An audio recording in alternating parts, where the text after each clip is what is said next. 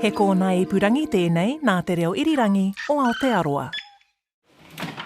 In the basement of GNS Science in Lower Hutt, the last bits of equipment are being put into the back of a van. Well, mostly just one type of equipment. Cables, more cables for different cabling things, and spares of everything. You can't, there's no Mara 10 in the ocean. You can't go get spare stuff, you've got to bring everything with you. Bob's your uncle. Kia ora, nau mai haramai ki te au hurahanga. Hello and welcome to Our Changing World. Ko klek and canon tēnei. Andrew Boys is a senior technician at GNS Science, and he's been helping to get the last few bits together for this expedition. There's a lot of yellow cable, and it's all to connect up to a magnetometer. So that's that big shiny middle box there. Inside that is a big orange, it looks like a missile, honestly.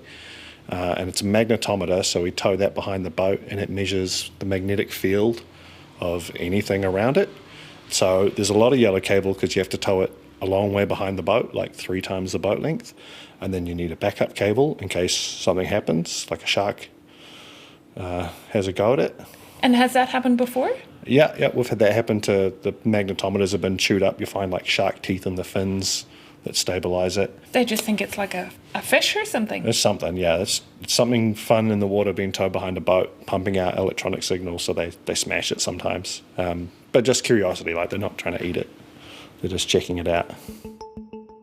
So yeah, extra cables in case of shark. Just one of the things to consider when packing for an ocean research voyage.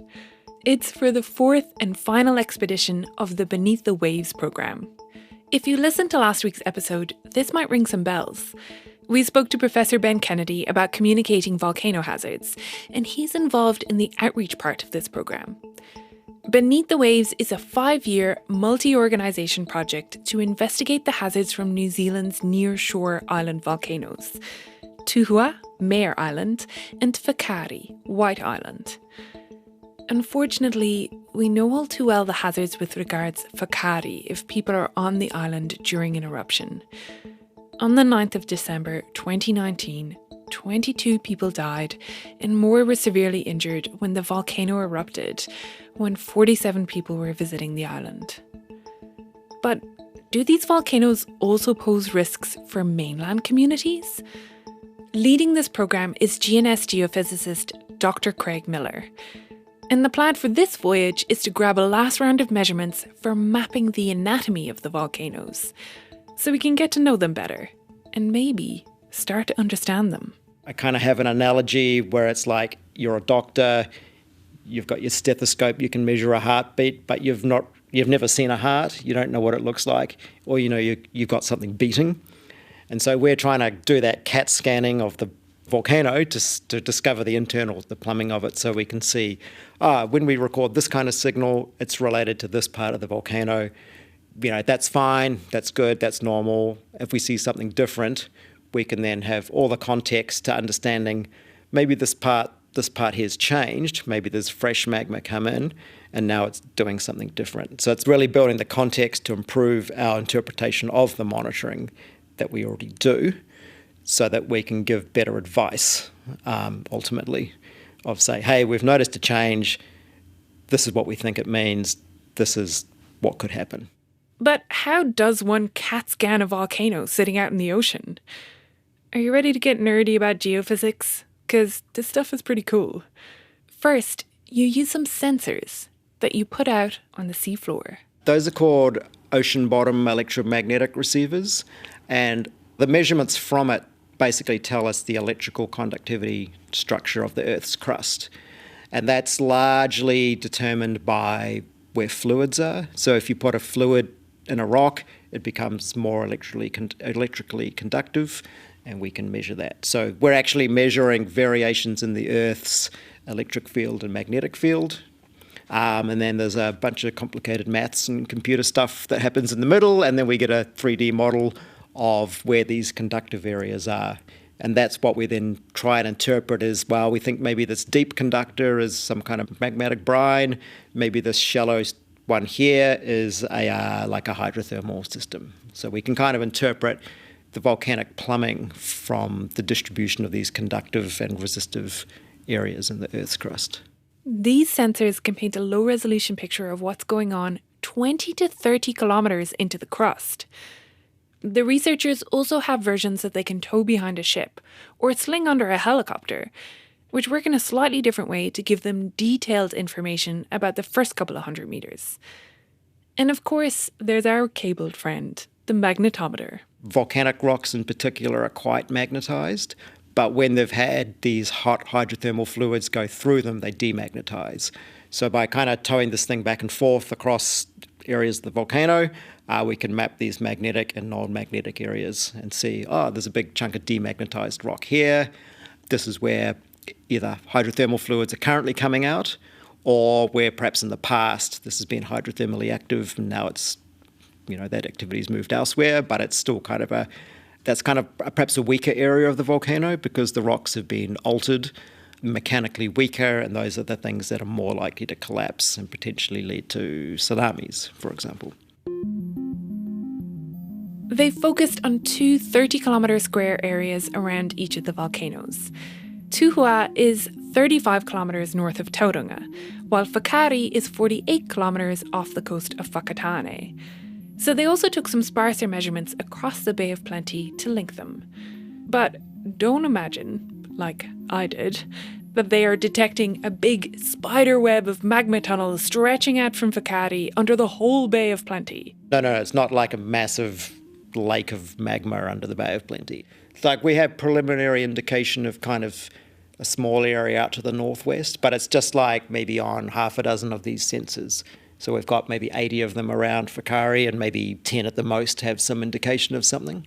For Whakaari, the way we think about magma under those kind of volcanoes is just in little pods at different levels. Maybe there's a bigger reservoir at maybe 7 or 8, 9, 10 kilometres, and then there's small pods of magma kind of accumulated in the shallower parts, maybe around 2 or 3 kilometres. And then every so often, magma from the deeper part makes its way up into the shallower part. Maybe it stays there, but then every so often the shallower part makes its way up to the surface. And then that's when we start to have these either phreatic eruptions, phreatomagmatic, or if a lot of magma comes up to surface, we have bigger eruptions. What happened in December 2019 was a phreatic eruption.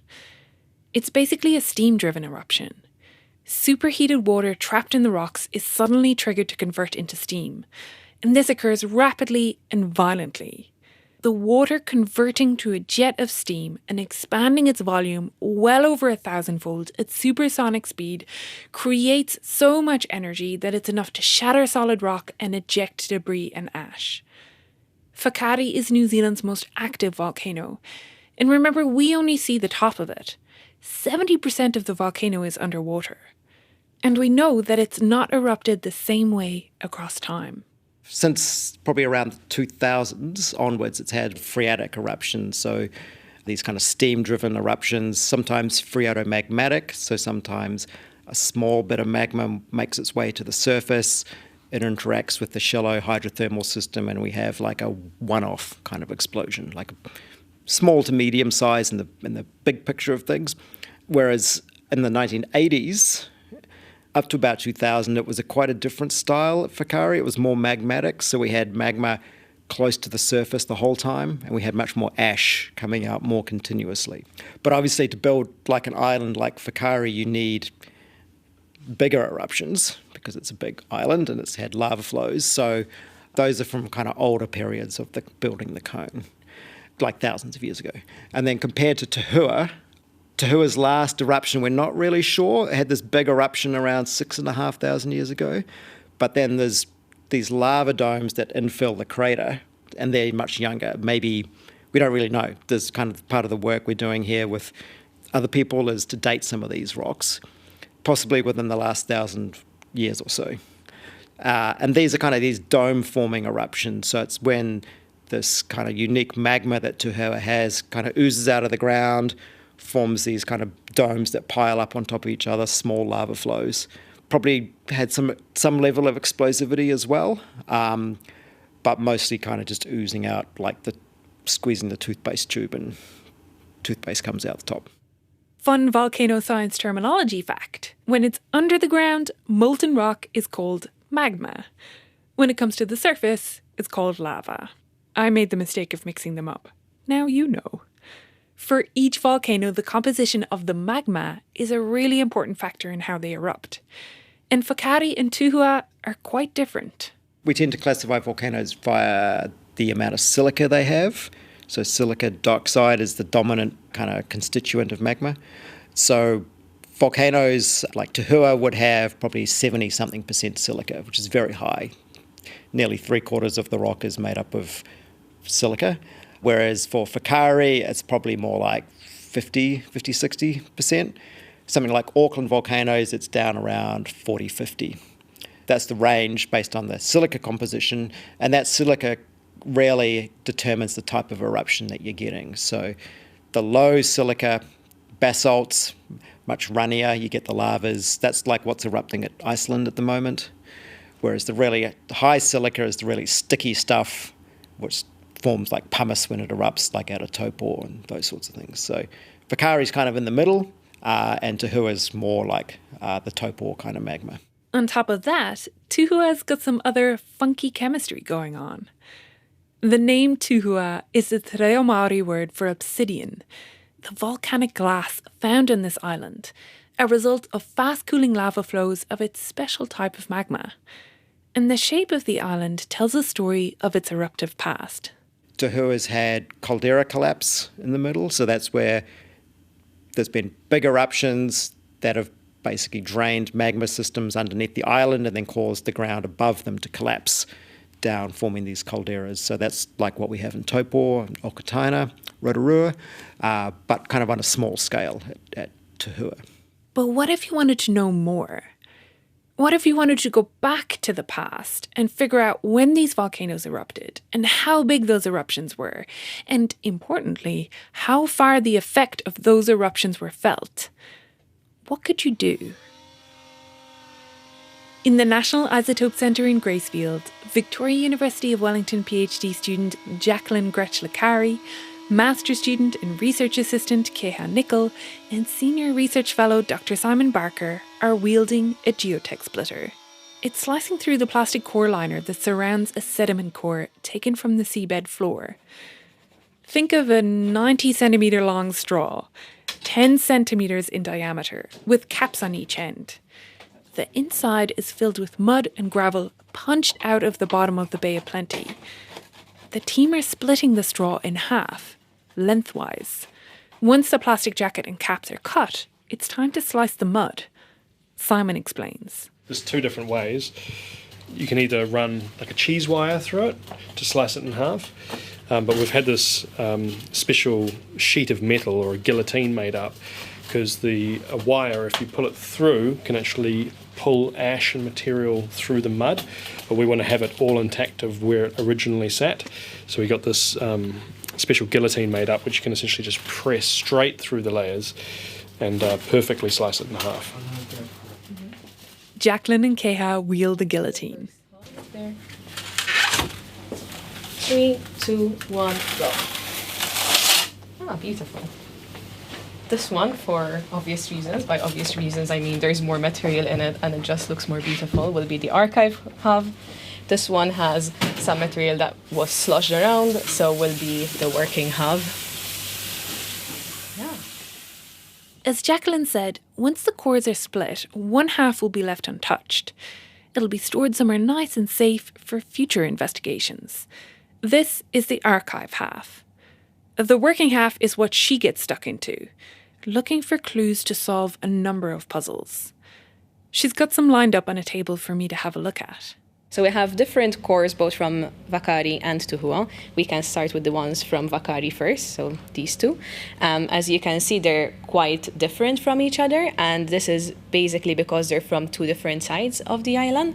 So one looks quite, it looks like mud to me. Yeah, so for the most part, it is olivey grey, very clayey sort of mud. And then within the mud, you can see that there's black layers, some of them quite fine, like the scrub you'd have on, let's say, that you'd put on your face, whereas some other ones are much coarser, almost pea-sized in some cases. So these are all potentially units from Whakaari eruptions. And so what is very interesting about these layers is that in some of them you can also see some shell fragments, which is not something that you'd see very often. And we think that this could be because rather than an ashfall, which is when the ash is going up into the atmosphere and then depositing and filtering through the water column, what we have here is a flow, a debris flow. So basically it would erupt, the column collapses, and then it channels itself through the water, and as a result picks up lateral, like the stuff through lateral movement essentially, and that's why we have shells in there. And it was something that we were not expecting to see. There are 38 cores in total, between 3 and 5 meters in length, split into these 90 centimeter sections, and they've been taken from around the 2 volcanoes, some close by and some further away. Mud is laid down on the seabed floor over time, but when an eruption happens, ash is flung into the air, then settles down through the water column onto the seabed and forms an ash or tephra layer that you can actually see in these cores. What Jacqueline has just pointed out, this layer with shells, they suspect is evidence of a debris flow as in a result of an eruption. I gotta say, I find it pretty cool how she can look back in time just by using this tube of mud. Another thing that we're seeing, specifically in this core, is that there is both a white layer followed directly by a black layer underneath. And what is interesting about this is that this probably indicates that there were 2 eruptions happening at the same time. Remember Craig said that they classify volcanoes based on how much silica is in the magma? Well, low silica gives you dark, runny lava. High silica, you get lighter coloured, sticky lava. Whakaari is kind of in the middle of this spectrum, and it leaves layers of dark ash. In stark contrast to that, the layer just above it is white with some black bits in it. And the reason for this is that it's likely from the mainland, and therefore it would be very useful to us because once we do some chemistry on it and we know which eruption it comes from, eruptions from the mainland have already been dated very well, and so it will serve as a marker layer for us to know where in time we are in this sequence. Dating these is actually the last puzzle on Jacqueline's list. First is finding these ash layers and taking samples for chemical analysis. Like a fingerprint, each volcano has its own chemical signature, so she'll be able to figure out which is which. Some of these ash layers are too small to see, so she'll also put the core section through a type of geochemical scanner at the University of Otago to find smaller crypto layers. So that will give her the number of eruptions going back thousands of years. Jacqueline reckons the mud in some of the cores, in areas with low sedimentation rates, could go back 20,000 years. But what about the size of these eruptions? One important parameter that you can immediately tell in terms of how big an eruption was is the thickness of a layer and also the grain size of it. So as you can see between the core I've just showed you from Whakaari versus this core I have here of Tūhua, the layer here is not more than 5 centimeters thick, whereas this one is a 90 centimeter section of a core that consists entirely of a deposit of tephra or ash, which indicates that this was likely a much larger eruption than the one we are seeing here. Wow, okay, so there's a core that just kind of has dark, coarse grains in it, and you're saying that that's likely entirely One one eruption. Yeah, so in fact, actually, this one isn't just one section. So it's a core made up of 4 sections. And this tephra unit or ash unit starts at the very bottom of the first section and keeps going all the way through to the 4th section. And we can't even see the base of it. It's very proximal, which means it's very close to the island. And likely it's also in the dispersal axis of the eruption that we think it represents. We actually think it's the 7,000-year-old eruption from Tūhua itself. We were expecting some large ones from Tūhua in particular, so we know that Tūhua has had some larger eruptions than Whakaari, just less frequent and less recent, but we did not expect the extent of this, at least not in the core. We're looking at one 90-centimeter section, but when she says they see it in 4 sections, this means they captured several meters of ash and debris from just this one eruption. Here's Simon. This layer here isn't just fall material coming out the sky. You can see that there are whole shells preserved in here. So this material has come sideways and brought material off the slopes of the volcano. And if this is 2.5 metres thick here, that's a lot of material being deposited off the volcano and potentially generating tsunamis towards the mainland. So what Jacqueline's found here is quite remarkable in terms of it's the first time these types of deposits have been found around the seafloor of the volcano. The equivalent ash from the 7,000-year eruption is preserved on mainland New Zealand in Hamilton, in bogs and lake cores, in the Coromandel, and it's quite a unique marker bed across New Zealand, but because it's an island, we don't know what the deposits are close in.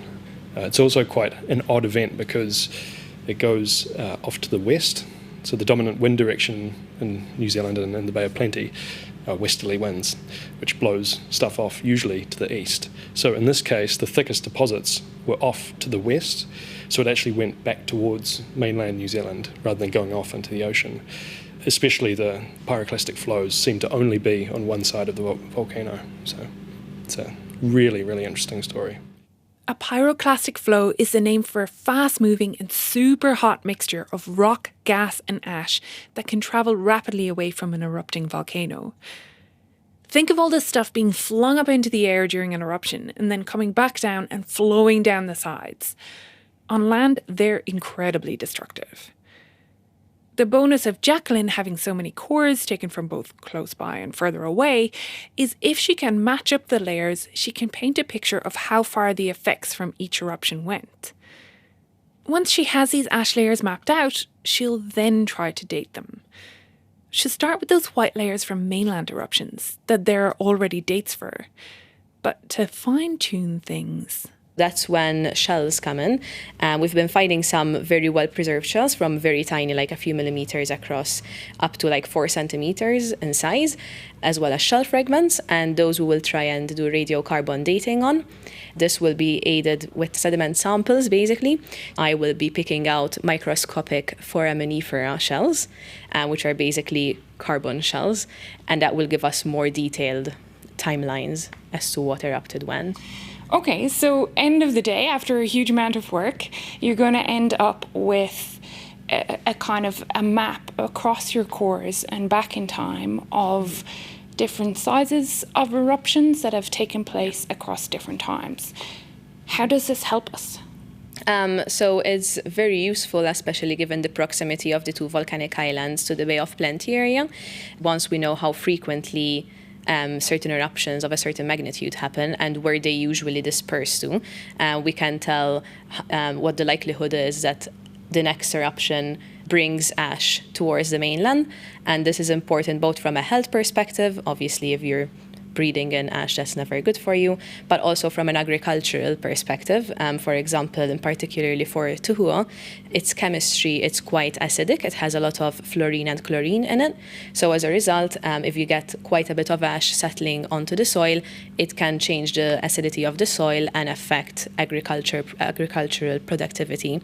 As for Whakaari, most of the eruptions we seem to see are a bit smaller, but they're also more frequent. And given that we're seeing debris flows and we know the way it seems to be erupting, that could indicate that we could potentially get collapses that could eventually cause tiny, but still, waves nonetheless, tsunamis that could again impact the mainland. And that's what we are doing, and we will be helping as well people from beneath the waves directly studying tsunamis with this sort of part of the puzzle as well. this part of the Beneath the Waves programme is taking place at Massey University in Palmerston North. At the Pele, the Pyroclastic Flow Eruption Large-Scale Experiment Facility. Here's programme leader Dr. Craig Miller again. They've got this large-scale simulator in an old warehouse where you can dump like a ton of hot rock down it. We've put a swimming pool water tank at the bottom of it. It's got all sorts of sensors around it, and we can generate our own tsunamis on a small scale with that. And we can then use that to kind of understand the detailed like fluid dynamics of how these things work. What happens when you dump 500-degree rock down into the ocean? You know, how does it generate a tsunami? We kind of then compare that to our computer codes to see, you know, can our computer codes, do they replicate what we see in these big-scale experiments? And then even in turn, can we link that to deposits we might find in the core to show, looks like there's some evidence for pyroclastic flows have gone further than we expected, perhaps, from the volcano, or not as far as we expected. So it kind of helps calibrate, in the end, the geological observations and understand when we do modelling if these things try and occur, that our models are kind of accurate and going to give a good representation. So if we try and simulate them and we want to see what the impact on the mainland is, we want to be confident that they're actually reproducing the physics of it, if you like, accurately. Yeah, your model isn't spitting out some scenario that's just never going to happen. Exactly. Yeah. After 2.5 years of work, they're at the project midpoint. With this last voyage completed, the data collection out in the Bay of Plenty is done. And now it's number crunching, analysis, and modelling. At the end of it, we kind of want to have a good understanding of the likelihood of, say, landslide-induced tsunamis and what their impact of where on the Bay of Plenty could be impacted, to what extent and how often is that likely to occur. Thanks to Dr. Craig Miller, Jacqueline Gretsch-Licari, Keha Nicol and Dr. Simon Barker. Ko Clerkin Canana ho te kaiho tu o tēnei hōtaka, I āwhina mai a Phil Vine rawa ko Ellen Rikers. I produced this episode with help from Phil and Ellen. Sound engineering was by Phil Benj, and Tim Watkin is executive producer of podcasts and series at RNZ. For more information about the project and links to other related episodes, check out our webpage, rnz.co.nz/ourchangingworld. And if you want to get in touch, you can email us at ourchangingworld@rnz.co.nz. And if you enjoy this show, you might also want to check out another of our excellent RNZ podcasts. In Sci-Fi Sci-Fact, experts from the MacDiarmid Institute take an idea from fiction and see how it stands up to scientific scrutiny. A new season has just been released. Search for Sci-Fi Sci-Fact wherever you like to listen to podcasts. Tēnā koe I whakarongo mai. Thanks so much for listening. Ko Clerkin Canana ho. Have a great week. Kia pai, te wiki.